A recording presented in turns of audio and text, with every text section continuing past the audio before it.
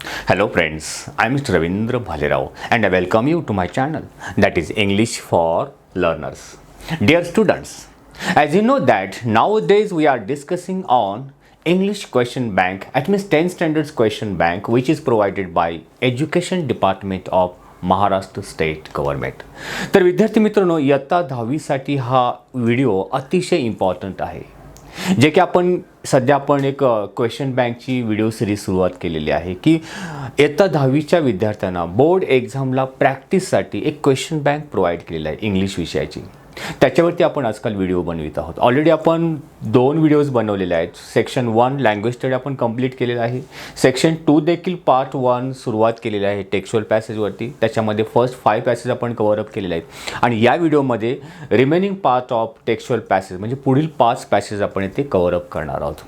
तर तुम्हाला हा व्हिडिओ स्टार्ट टू एंडपर्यंत बघावं लागणार आहे. आपण या क्वेश्चन बँकमधील सर्व सेक्शन, सर्व ॲक्टिव्हिटीज म्हणजे प्रॅक्टिससाठी जे काही क्वेश्चन दिलेले आहेत ते उत्तरासहित आपण या व्हिडिओच्या माध्यमातून तुमच्यापर्यंत पोहोचवित आहोत.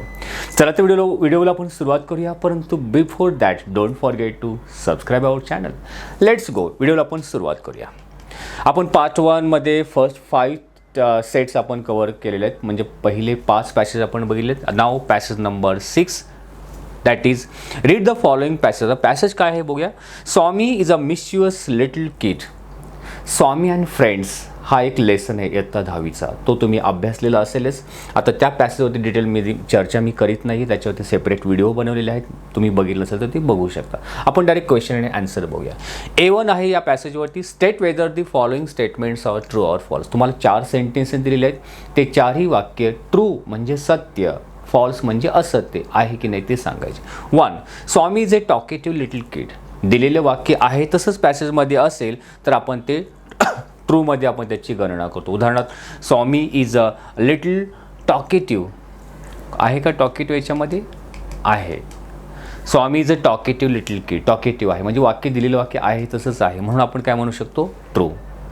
राईट. सेकंड सेंटेन्स स्वामी ॲब्सोल्युटली हेट स्कूल. स्वामी शाळेचा खूप तिरस्कार करीत होता. हो, आपल्या पॅसेजमध्ये त्या धड्यामध्ये आपण शिकलेलोच आहोत की ॲब्सोल्युटली हेट स्कूल वाक्य गेलेलं आहे म्हणजे ते ट्रू आहे. Next technology is a big kids life.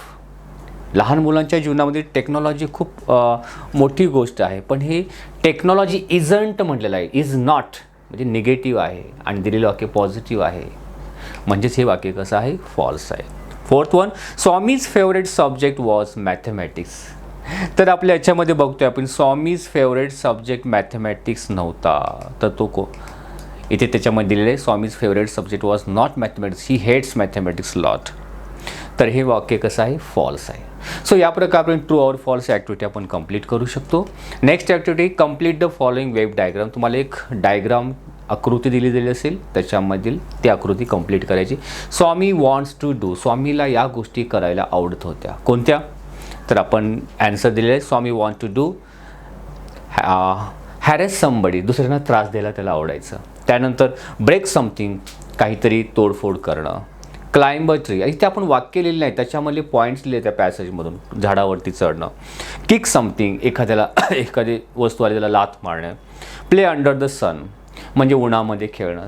तर हे पॉईंट्समध्ये आपण लिहिलं तर 2 आउट ऑफ 2 मार्क्स अशी डायग्राम काढलात तर तुम्हाला 2 आउट ऑफ 2 मार्क्स मिळू शकतात. नेक्स्ट ॲक्टिव्हिटी जी A3 आहे जी वर्डच्या related. Find adjective form the following words. तुम्हाला शब्द दिला आहे, त्याचा ॲडजेक्टिव्हमध्ये काय बदल होईल? ॲडजेक्टिव्ह वर्ड त्याचा लिहायचा. उदाहरण काय? टॉक. टॉकचा ॲडजेक्टिव्ह काय? ॲक्च्युली पॅसेजमध्ये गेला आहे. टॉकचा ॲडजेक्टिव्ह होतो टॉकेटिव्ह. ॲब्सोल्युटली त्याचा ॲडजेक्टिव्ह होतो ॲब्सोल्यूट. ॲब्सोल्युटली हा ॲडवर्ब आहे, तो ॲब्सोल्यूट हा त्याचा ॲडजेक्टिव्ह. मिस्चिफ खोडकर हा नाऊन आहे, त्याचा ॲडजेक्टिव्ह काय होईल? मिस्चिवस विशेषण. ब्रिटेन. ब्रिटेनचा ॲडजेक्टिव्ह आहे ब्रिटिश. हे बऱ्याच मुलांना माहिती नाही. नेक्स्ट ॲक्टिव्हिटी A4 जी की तुम्हाला ग्रामरच्या रिलेटेड असते. Swami is a typical boy in this growing years. Underline only determiners. आता डिटर्मिनर्स म्हणजे हे काय आहे? जे तुमचे प्रोनाउन्स असतात. प्रोनाउन्स जे की ॲज ए ऑब्जेक्ट म्हणून येतात त्या डिटर्मिनन्समध्ये. त्याच्यामध्ये डिटर्मिनन्स गेलेला आहे तो म्हणजे हीच. वाक्य आहे तसं तर his is a determinants of the in this sentence. Determiners his हा शब्द आहे. Next sentence, Swami is a kid who can not stay at one place. या वाक्यामध्ये सबऑर्डिनेट क्लॉजला अंडरलाईन करायचे. सबऑर्डिनेट क्लॉज ओळखण्याची खूप सोपी पद्धत आहे. तुम्हाला एक्सपांड द सेंटेन्स लँग्वेज स्टडीमध्ये पण हा प्रश्न येतो. सबऑर्डिनेट क्लॉज उपवाक्य कशा प्रकारे ओळखू शकतो? ज्या वाक्यामध्ये हू दॅट सगळे WH word, who that what Y Wien which that if unless याच्या पुढे किंवा अगोदरचे हे सबऑर्डिनेट क्लॉज आहे. इथे हू शब्द आला, हूच्या पुढून काही काय आहे सबऑर्डिनेट क्लॉज आहे. वाक्य आपण आहे तसं लिहिणार आणि हू पासून लास्टपर्यंत हे सबऑर्डिनेट क्लॉज. आता त्याच्यात सेपरेट टॉपिक ग्रामरच्या होऊ शकतो पण आपल्याकडे वेळ नाही येते एक्सप्लेन करण्यासाठी. ठीक आहे. Next, personal response. What type of stories do you like to read? Adventure, science fiction, historical. तुम्हाला कोणत्या प्रकारची स्टोरी वाचायला आवडेल? ॲडव्हेंचर साहसी सायन्सच्या रिलेटेड की हिस्टॉरिकल ऐतिहासिक? का? आता हे जेव्हा अशा प्रकारचे मुलांना पर्सनल रिस्पॉन्स टाईप क्वेश्चन खूप कठीण जातं. तर याचं उत्तर सुरुवातीचं उत्तर आपण येसमध्ये पूर्ण वाक्यामध्ये लिहितो. Yes I like to read dash dash types stories. वाक्य ॲन्सर लिहू शकतो. I like to read adventurous story असं म्हणू शकतो किंवा I like to read science fiction stories. असं एक वाक्य तरी आपण स्टार्टिंग लिहू शकतो. इथे आपण एक एक्झाम्पल म्हणून दिले. Well I mostly like reading science fiction novels. I think, आता काचं उत्तर, I think I like them because they take my imagination to different world on amazing adventures and advance technology they use is a really fascinating to me. या प्रकारे आपण personal response types answer लिहू शकतो. चला तर दुसरा passage आपण सुरुवात करूया. टेक्स्टवेल पॅसेज नंबर 7. पॅसेज आहे, there are 5 steps in becoming world heritage site. World heritage साईट्सवरती एक हिस्टॉरिकल लेसन तुमच्या 10वीच्या लोअर लेवल इंग्लिशमध्ये आहे, त्याच्या related passage. Complete the following sentence. The world heritage committee meets. World heritage जी कमिटी ती भेटते. कधी भेटते? आता हे वाक्याच्या ह्याच्यामध्ये बघायचं याच्या पॅसेजमध्ये. तर इथे आलेलं आहे बघा, वर्ल्ड हेरिटेज कमिटी. हां, कुठे आलेलं आहे? Meets once a year. कधी भेटते? Once a year. Once a year शब्द आपण इथे फिल इन द ब्लँक्समध्ये लिहू शकतो. वन्स अ इयर म्हणजे फिल इन द ब्लँक्सचं वाक्य जे कंप्लीट सेंटेन्स याच्यामध्येच तुम्हाला ते शब्द भेटतील. ते शब्द इथे पर्टिक्युलर प्रॉपरली लिहायचे आहेत. Next, to become world heritage sites. World heritage site होण्यासाठी देर आर डॅश डॅश. हां, there are 5 steps in becoming world heritage site. मग इथे आन्सर काय? 5 steps only. There are 5 steps. Next, nomination files are reviewed by. Nomination files reviewed by. कोण review करतो? Reviewed by 2 advisory bodies. 2 advisory bodies. 2 advisory bodies हे आपण तिथे लिहू शकतो. ठीक आहे. म्हणजे आन्सर कसं फाइंड आउट करायचं ते तुम्हाला बोल्ड लेटरमध्ये दाखवलेलं आहे. Next, there are dash dash selection criteria. किती सिलेक्शन क्रायटेरिया आहे पूर्ण? There are at least 1 of the 10 selection criteria. Total 10 आहेत, त्यापैकी एक तर तुम्ही सिलेक्शन क्रायटेरियामध्ये हो यायला. ॲटलिस्ट 1 ऑफ 10 सिलेक्शन क्रायटेरिया ही अट आहे. राईट. सो या प्रकारे आपण fill in the blanks complete करू शकतो. नेक्स्ट आहे complete the following flow chart आहे. स्टार्टिंग, त्याच्यानंतर पुढची घटना, त्याच्यानंतर पुढची घटना. Choosing from the given below. तुम्हाला सेंटेन्सेस दिलेले आहेत. इथे सेंटेन्स दिलेले नाही, डायरेक्ट आन्सर लिहिले ते बघूया. हे सेंटेन्स दिलेले आहेत, फक्त खालीवरती आहेत. फर्स्ट काय आहे? Inclusion of the name of the site for the nomination in a tentative list after and inventory in the country. आता हे वाक्य ऑलरेडी दिलेले आहेत पण ते प्रॉपर ऑर्डरमध्ये नाही आहेत. कळलं का? तर तुम्हाला काय करायचं याच्यामध्ये, ते ऑर्डरमध्ये म्हणजे क्रमाने मांडायचे आहेत. जसं आपण अल्फाबेटिकला ऑर्डर लिहितो ना, तशा प्रकारे. मग हे वाक्य तुम्ही अगोदर काय करू शकता, याच्यामध्ये अंडरलाईन करायचे आणि जे स्टार्टिंगचं सेंटेन्स येते इथे येईल, त्याच्यानंतर हे या प्रकारे. मी आता रीडिंग केल्यानंतर तुम्ही कन्फ्यूज व्हाल, पण तुम्हाला काय सांगतो इथे आहे, हे सेंटेन्स ऑलरेडी दिलेले, याच्यामध्ये दिलेले नाही आहेत मी, कारण ते चुकून राहिलेलं आहे. पण ते 4 सेंटेन्स आहेत, फक्त ऑर्डरमध्ये नाही, ते आपण प्रॉपर ऑर्डरमध्ये क्रमाने म्हणजे काय, पहिली घटना ही घडली, त्याच्यानंतर ही घटना, त्याच्यानंतर ही, या प्रकारे. ठीक आहे. नेक्स्ट ॲक्टर आपण direct look at the words A3 words and their meaning write the correct alternative. तुम्हाला शब्द दिले आणि त्याचा मिनिंग तुम्हाला ऑप्शनमध्ये दिला ABCD. जसं determine, A think over, B decide, to ask for, to look over. आता पर्टिक्युलर शब्दाचा अर्थ आपण तोच आहे कसं माहिती पडणार, दिलेल्या शब्दांचा अर्थ देखील माहिती पाहिजे आणि समोर जे ऑप्शन दिले त्याचे देखील मिनिंग पाहिजे. डिटर्मिनिंग म्हणजे काय, दृढ निश्चय करणे. थिंक ओव्हर एखाद्या गोष्टीवरती विचार करणे, डिसाईड ठरवणे, आस्क फॉर विचारणा करणे, लुक ओव्हर बघणे. तर काय येईल डिटर्मिनच्या 4 ऑप्शनपैकी? डिसाईड करणे, ठरवणे, निश्चित करणे. मॉन्युमेंट एक स्मारक होते, मॉन्युमेंटचा अर्थ त्याला आपण थडगं देखील म्हणू शकतो. मग स्टॅच्यू येईल का, पिलर येईल की मेमोरियल बिल्डिंग येईल, फोर्ट येईल? स्टॅच्यू माहिती आहे, पिलर खांबा म्हणू शकतो. मेमोरियल एक स्मरणार्थ बांधलेली एक इमारत, yes that is memorial building. Significant म्हणजे अतिशय महत्त्वाचं. मग क्लेवर येईल, इफेक्टिव्ह येईल, सिस्टमॅटिक येईल की इम्पॉर्टंट? Yes important. कम्युनिटी एक प्रकारचा ग्रुप डिसअसोसिएशन, रेस, इंडिपेंडन्स, तर ग्रुप. तर या प्रकारे तुम्हाला किती वर्ड्सची नॉलेज आहे याच्या रिलेटेड ही ॲक्टिव्हिटीज असते. A4 आपण ग्रामरच्या रिलेटेड आहे. The world heritage committee meets once a year to review these recommendation and decide which sites will be added to the World Heritage List. Not only but. ठीक आहे, वाक्य कितीही मोठं असेल, नॉट ओनली बट ऑल्सो आल्यानंतर त्याच्यामध्ये and शब्द बघायचा. अँड शब्दाच्या ठिकाणी काय लिहायचं आहे, ते अँड आलेलं आहे, ते बट ऑल्सो लिहायचं. आणि त्याच्या अगोदर नॉट ओनली कुठे लिहिणार?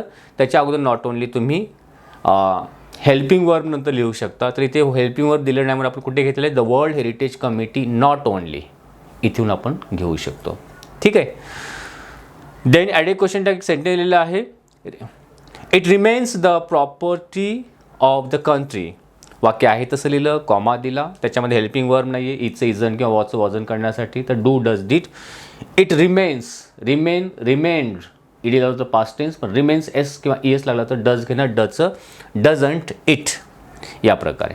Next activity personal response. According to you तुमच्या अनुसार why should we preserve the world heritage site. हे जे वर्ल्ड हेरिटेज ऐतिहासिक जी स्थळं आहेत, हेरिटेज साईट्स, त्यांना प्रिझर्व किंवा सुरक्षित जतन करून का ठेवायची? तर आन्सर दिलेलं आहे. World heritage sites are the symbol of the past. एक भूतकाळाचं ते एक आपलं सिम्बॉल असतं आपल्यासाठी प्रेझेंट सध्या काळामध्ये. दे रिप्रेझेंट डिफरंट एराज, वेगवेगळा काळ तो आपल्याला दाखवत असतो, जसे आताची किल्ले आहेत. And gives us a glimpse into the event. त्या काळामधील घटना कशा होत्या त्याची आपल्याला आपलं ओझरती एक आठवण ती आपल्याला दिसते. लिव्ज त्यावेळेचं जीवन कसं जगत होते लोक. And culture of the place that existed a long time ago. They are the legacy of that place and hence we should preserve the world heritage site so that we can gift them to the next generation as a memory of bygone era. ठीक आहे. Next passage set number 8 हा passage आहे. However what I saw from my window surprised me. आता हा जो passage आहे तो कोणत्या लेसन म्हणून? A beggar changed my life.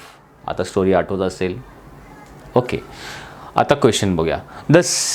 The scene of the beggar, जसे एक द बेगर आहे आणि त्याची आपण ग्रँड डॉटर म्हणूया, त्या दोघांनी मिळून त्या लेखिकेचं जीवन कशा प्रकारे चेंज केलं, जे की खूप कम्फर्टेबल लाईफ जगत होते एक LIC ऑफिसर म्हणून. हे या प्रकारची स्टोरी तुम्हाला माहिती आहे. ट्रू ऑर फॉल्स याच्यामध्ये काय करायचं आपल्याला? राईट आहे ते ट्रू ऑर फॉल्स म्हणलेलं, राईट ऑर रॉंग. तुम्हाला ट्रू ऑर फॉल्ससाठी राईट ऑर रॉंग, राईट म्हणजे बरोबर, ट्रू म्हणजेच बरोबर, किंवा ॲग्री ऑर डिसॲग्री अशा प्रकारे येऊ शकतो. ओके, ट्रू ऑर फॉल्स ऐवजी राईट ऑर रॉंग लिहायचं आहे. The scene of the beggar and girl made Meena peep into her own life.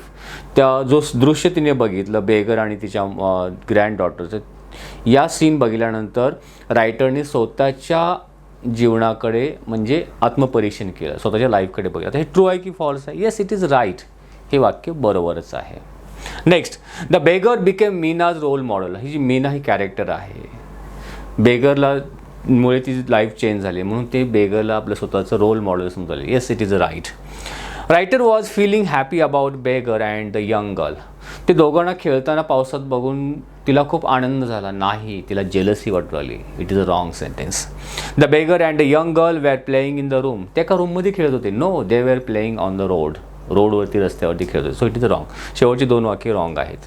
Next activity, complete the following web. The activities of beggar and young girl change Meena's life. आज त्या बेगरचं म्हणजे भिकारी आणि ती मुलगी, त्या दोघांची कोणती अशी ॲक्टिव्हिटी बघितल्यानंतर मीनाच्या लाईफमध्ये चेंज झाला. आता पूर्ण वाक्य लिहायची ना, तर त्या ॲक्टिव्हिटी थोडक्यामध्ये लिहू शकतो जिथे आपण आन्सर दिले. दे were playing on the road, त्या दोघांना खेळताना बघून. आणखीन काही ॲक्टिव्हिटी करत होते? दे वेअर लाफिंग, त्यांचं हसणं होतं. क्लॅपिंग, टाळ्या वाजत होते. स्क्रीमिंग जॉयसली, आनंदाने ओरडत होते. So these activities changed Meena's life और रायटर्स लाईफ. हे आपण शॉर्टमध्ये लिहू शकतो, पूर्ण वाक्य लिहिण्याची गरज नाही. नेक्स्ट ॲक्टिव्हिटी, फाइंड अँटोनिम्स, सिनॉनिमच्या अपोजिट अँटोनिम्स. सिनॉनिम्स म्हणजे similar, antonyms means opposite words. तुम्हाला शब्द दिले त्याच्या अपोजिट वर्ड्स लिहा. हेल म्हणजे नर्क, आपण म्हणतो नरकामध्ये जा, त्याच्याविरुद्ध काही स्वर्ग, जे शब्द गेला आहे पॅराडाईज या पॅरेग्राफमध्ये. नेक्स्ट आहे अनइम्पॉर्टंट, इम्पॉर्टंट नसणे, त्याच्याविरुद्ध काय इम्पॉर्टंट. ग्रीफ म्हणजे दुःख, त्याच्या अपोजिट काय होईल जॉय किंवा हॅपीनेस, तर जॉय शब्द गेलेला आहे. डस्क म्हणजे सूर्यास्त होणे, संध्याकाळ आपण म्हणू शकतो, तर त्याच्या विरुद्ध आहे डॉन शब्द गेलेला आहे. डॉन म्हणजे पहाट होणे. Right. A4, she said it looks me almost 2 years to put the change into effect. Indirect स्पीचमध्ये करायचं आहे. आता दिलेलं वाक्य हे सिम्पल सेंटेन्स आहे म्हणून सेड्स आपण टोल्डमध्ये केलं, कॉमा युनिट कॉमा काढून दॅट लिहिला. इट्स इट आपण ठेवू शकतो. It took me simple past आहे तर past perfect. It had taken, मीचा चेंज हर, बाकी आहे तशी वाक्य लिहायची आहेत. आता हे कशा प्रकारे आलं यासाठी इनडायरेक्ट स्पीचची व्हिडिओ तुम्हाला बघावी लागणार, काही ते एक्सप्लेन करायला आपला वेळ नाही आहे. Next, that scene force me to look at my own life. Begin your sentence with I. जेव्हा अशा प्रकारचं वाक्य येईल त्यावेळेस ते वाक्य मोस्ट ऑफ द टाईम, बऱ्याच वेळा ते वाक्य चेंज व्हायचं असेल. दॅट सीन हे सब्जेक्ट आहे, फोर्स वर्ब आहे, मी ऑब्जेक्ट आणि रिमेनिंग वर्ड्स आहे. तर सुरुवात मीचा आपण पुढे घेतलं म्हणजे आयने होईल. आय पास्ट टेन्समध्ये I was forced to look at my own life by her. By her पाहिजे, लास्टला आणखी शब्द बाकी आहे बाय हर. ओके, या प्रकारे. Next, personal response. Describe any life changing incident that occurred in your life. अशा एखादी घटना तुमच्या जीवनामध्ये लिहा की ज्यामुळे तुमचं जीवन बदलून गेलं. आता खरोखरची घटना लिहिण्याची गरज नाही, ती आपल्याला मार्क्स मिळण्यासाठी एक सोप्या भाषेमध्ये आपण लिहू शकतो, जे की ते एक्झाम्पल दिलेलं आहे. रिअल लिहिण्याची काही आवश्यकता नाही. We want only marks. इथे काय दिलं आपण, he was working the entire day. मी बघितलं की तो एका दिवसभर काम करीत होता. Selling chocolate on bicycle. बायसिकलवर सायकलवर बसून तो चॉकलेट विकायचा. एक इन्सिडेंट किंवा घटना आपण अशी मांडू शकतो. Only to come home late at night. रात्री तो उशिरा यायचा. All for his family. हे सर्व तुझ्या फॅमिलीसाठी करीत होता.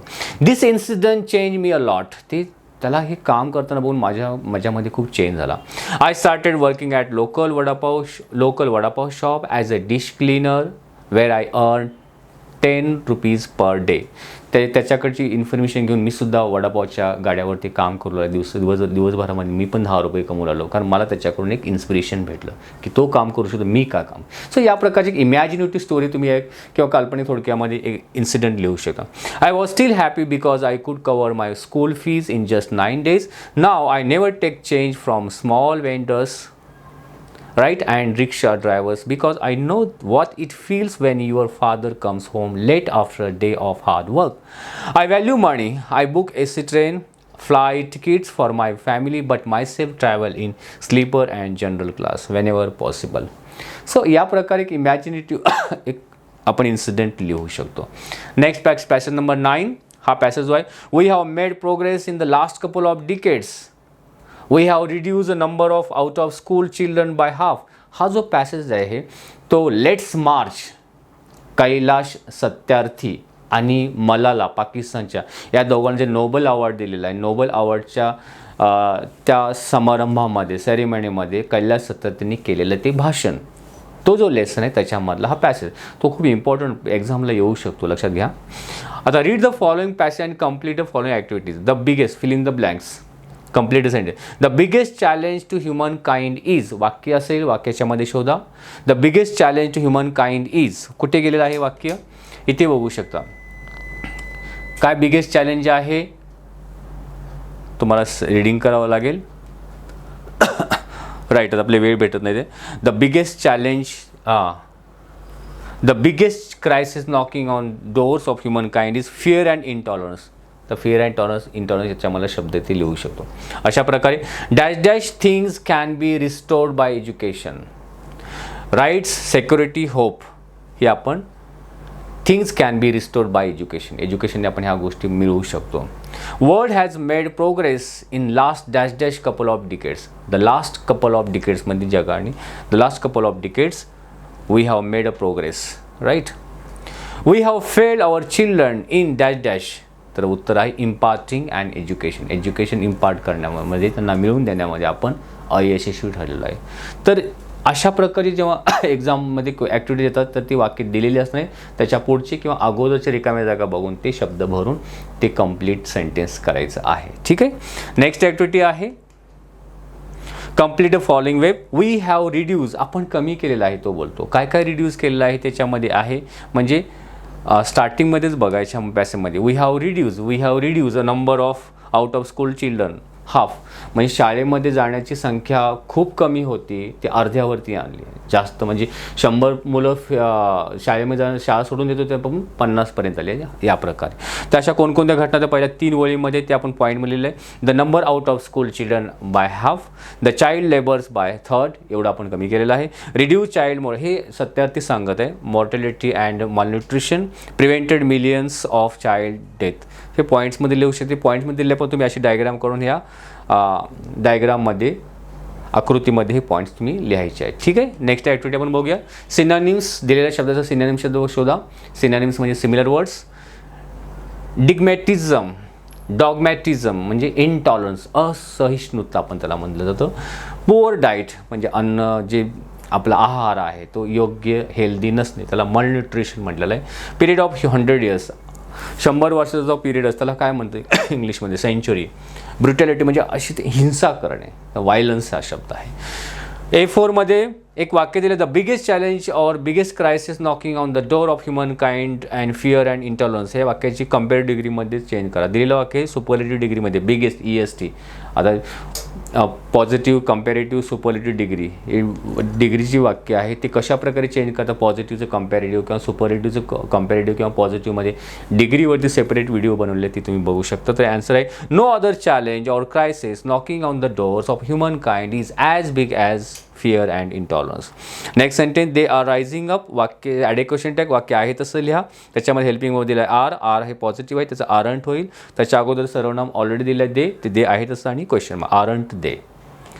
Next activity, what efforts will you take to enrol the out of school children into your school. तुम्ही काय प्रयत्न कराल जे शाळा बाह्य विद्यार्थी म्हणजे शाळेत न जाणारे विद्यार्थी आहेत असे काम करतात किंवा फिरतात, तर तुमच्या शाळेमध्ये ॲडमिशन घेण्यासाठी तुम्ही काय कराल ते काही एक्झाम्पल दिलं आहे. I will take some of the following efforts to out of school children to my school.